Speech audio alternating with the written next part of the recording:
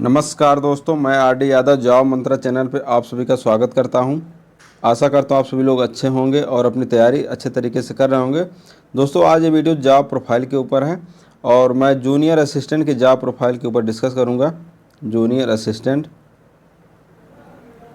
जिसका exam Allahabad high court कराता है और पोस्टिंग डिस्ट्रिक्ट कोर्ट में होती है।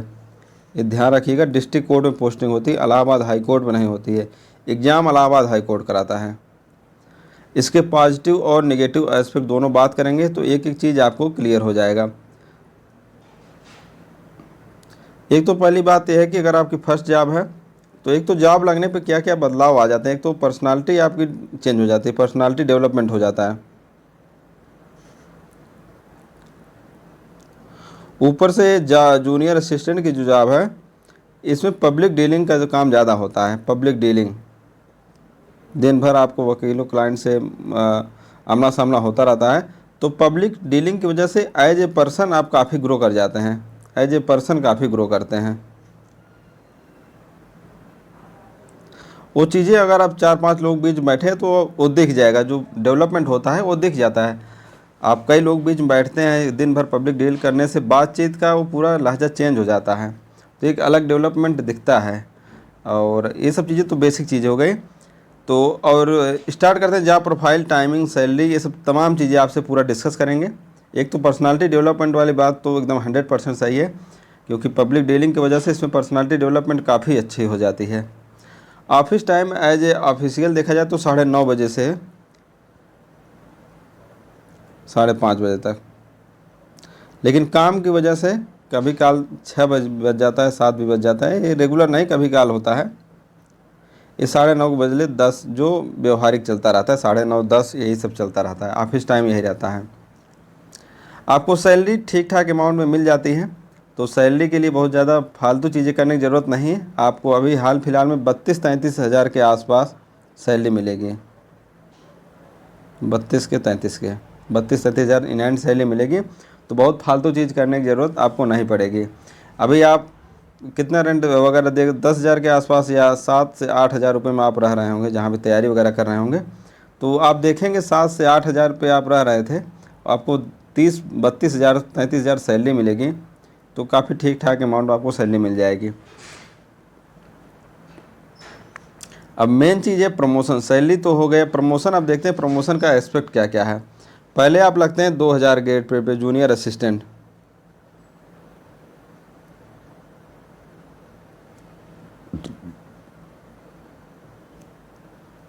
जूनियर असिस्टेंट, फिर उसके बाद क्या बनते हैं, सीनियर असिस्टेंट 2800 ग्रेड पे।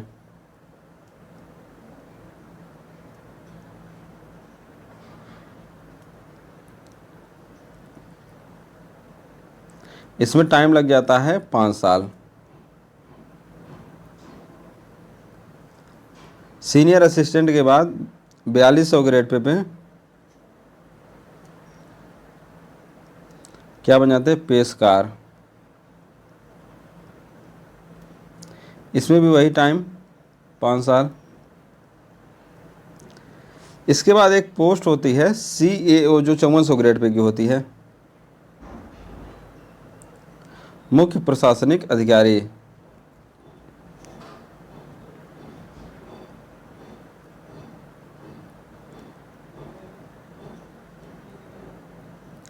ये सभी लोग नहीं बन पाते हैं, पोस्टें कम होती हैं। जिसकी एज वगैरह कम रहती है, स्टार्टिंग जब जॉब ज्वाइन करते हैं वही लोग बन पाते हैं। इसका क्या, CAO चीफ एडमिनिस्ट्रेटिव ऑफिसर। इसमें टाइम लगता है, लेकिन 1-2 लोग ज़रूर बनते ही बनते हैं। वो पोस्ट के ऊपर है, पोस्ट खाली है तो बन जाते हैं CAO। ये हो गया इसका प्रमोशन एस्पेक्ट। अब ऐसी चीज़ें क्लियर हो गए होंगे। ट्रेनिंग वगैरह, ट्रेनिंग कराई जाती है, 2 से 3 दिन की ट्रेनिंग स्टार्टिंग में कराई जाती है, ज़्यादा दिन की ट्रेनिंग नहीं कराई जाती है। और उसके बाद सीनियर के साथ बैठा के काम सिखा दिया जाता है। उसके बाद बीच बीच में ट्रेनिंग, जैसे हाई कोर्ट की गाइडलाइन आती रहती है, ट्रेनिंग होती रहती है। मेन कंप्यूटर वर्क सिखाया जाता है। कंप्यूटर जैसे कोई नया नया चीज़ आ रहा है, CIS पे आ रहा है, जैसे फाइलों में QR कोड लगना है, या तमाम चीज़ें हैं, वो बीच बीच में आपको ट्रेनिंग वहीं कोर्ट में ही दिया जाता रहेगा। 2 घंटे 3 घंटे का ट्रेनिंग, जैसे जैसे आता रहेगा गाइडलाइन वैसे ट्रेनिंग आपको दिया जाएगा। स्टार्टिंग में आपको सिर्फ 2 से 3 दिन का ट्रेनिंग दिया जाएगा। वर्क क्या करना होता है, वर्क में आप ये समझिए कि फाइल से रिलेटेड मेन वर्क होता है। काम तो वैसे दो, एक तो एडमिनिस्ट्रेटिव काम हो गया, दूसरा हो गया कोर्ट के काम जो होते हैं। एडमिनिस्ट्रेटिव में जितने लोग उस ऑफिस में वर्क कर रहे हैं, काफ़ी एम्प्लॉय रहते हैं वर्क करने वाले, जैसे जूनियर असिस्टेंट मान लीजिए 70 से 80 रहते हैं। जूनियर असिस्टेंट हो गए, स्टेनो हो गए, जुडिशियल ऑफिसर हो गए, तमाम कॉन्ट्रैक्ट बेस पे वर्कर हो गए। सबका सैलरी बनाना, लीव, सर्विस बुक, तमाम चीज़ें मेंटेन करने के लिए एडमिनिस्ट्रेटिव काम होता रहता है। और कोर्ट के काम में, कोर्ट का काम होता है, ये कोर्ट के काम में मेनली फाइल से रिलेटेड ही काम रहता है। फाइल को प्लेस करना, जो फाइलें कोर्ट में जानी उनको रेडी करना, करवाना, ये सब चीज़ें होती हैं कोर्ट से रिलेटेड, फाइल से रिलेटेड वर्क में। जैसे आप पेशकार बनते हैं तब थोड़ा वर्कलोड कम हो जाता है, वर्कलोड पे आगे बात करेंगे। और जूनियर असिस्टेंट सीनियर असिस्टेंट दोनों का काम सेम होता है, फाइल से रिलेटेड मेन काम यही पे होता है। अब जो लोग ज्वाइन करते हैं उनको मेडिकल फैसिलिटी क्या मिलती है, एक तो मेडिकल फैसिलिटी में एक तो रिम्बर्समेंट होता है। रिम्बर्समेंट आप समझ रहे होंगे, जैसे आप ट्रीटमेंट करा लेंगे उसके बाद आप बिल जमा करेंगे तो उतना पेमेंट हो जाता है, उतना नहीं होता है, वो सरकारी रेट के हिसाब से कट पीट करके मिल जाता है। दवा का पूरा पैसा मिलता है और बेड वगैरह का कुछ कट पीट जाता है। दूसरा एक दीनदयाल उपाध्याय कार्ड है, कैशलेस कार्ड है। इसको आप किसी भी हॉस्पिटल जो रजिस्टर्ड हैं दीनदयाल उपाध्याय से, तो उससे कैशलेस आप ट्रीटमेंट करा सकते हैं।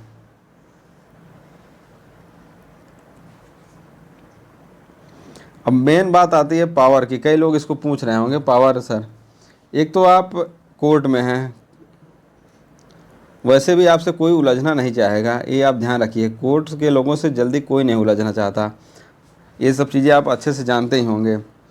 और कोर्ट और पुलिस स्टेशन, उस ज़िले का जो पुलिस स्टेशन होता है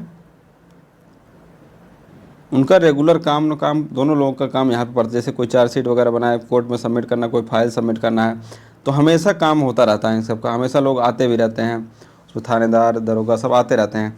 तो एक आपको यहाँ पे लाइजनिंग अच्छी हो जाती है इनसे, पुलिस स्टेशन से कोर्ट्स के जो एम्प्लॉय रहते हैं, क्योंकि यहाँ पे बाबू वगैरह ही रहते हैं सब फाइलों को मैनेजमेंट करने के लिए, तो इनसे लाइजनिंग अच्छी हो जाती है। तो अगर आपकी होम पोस्टिंग हो रही है, होम पोस्टिंग, तो फिर तो आपकी बल्ले बल्ले है, वहाँ आपको कोई टच भी नहीं कर पाएगा। और वैसे भी कोर्ट के बंदे से कोई उलझना नहीं चाहता, ये आप ध्यान रखिएगा। आप कई बार सुने होंगे वकील से नहीं कोई उलझना चाहता, वैसे कोर्ट का कोई एम्प्लॉय है तो उससे कोई जल्दी बहसबाजी नहीं करना चाहता, ना उलझना चाहता, उसे पता है कि आगे क्या हो सकता है उसमें। अब पब्लिक हॉलीडेज़ की बात कर लें, पब्लिक हॉलीडेज़ कितना मिलता है। जो मेन छुट्टियाँ, एक तो 14 CL और 4 स्पेशल CL मिल जाते हैं यहाँ। ये स्पेशल CL 31 EL हो गया, समर वैकेशन 10,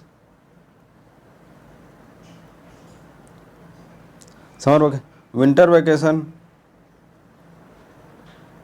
7 हो गया। बाकी मेडिकल लीव वगैरह तो मिलता ही है, 365 दिन का है, मतलब 1 साल का है। ये सब छुट्टी हो गई।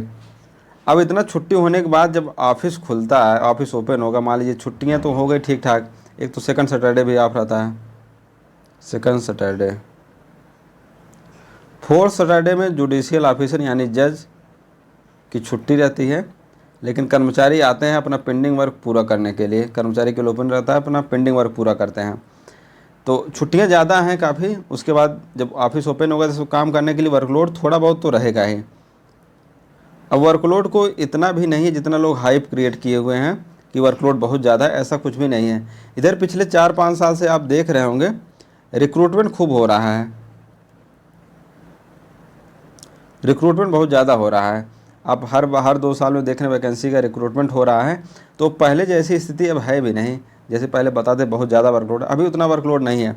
आप 10 बजे आएंगे, 5 से 6 मैक्सिमम 6 तक आप घर चले जाएंगे, 5 बजे ही मान के चलिए, 5, साढ़े 5, 6 यही टाइम रहता है।